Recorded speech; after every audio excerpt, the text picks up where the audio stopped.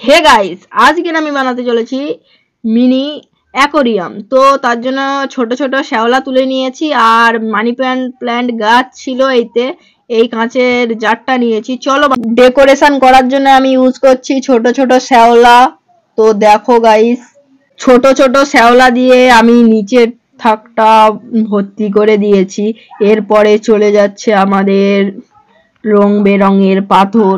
তো গাইস দেখো, আর decoration complete হলে তোমাদের দেখাচ্ছি। চল গাইস, আমার ডেকোরেশনের কাজ কমপ্লিট হয়ে গেছে। এবার এতে জল দেবো। চলো দেওয়া যাক। গাইস, এবার আমি জলটা দিয়ে দিচ্ছি। চলো, জলটা ভর্তি করে দিচ্ছি।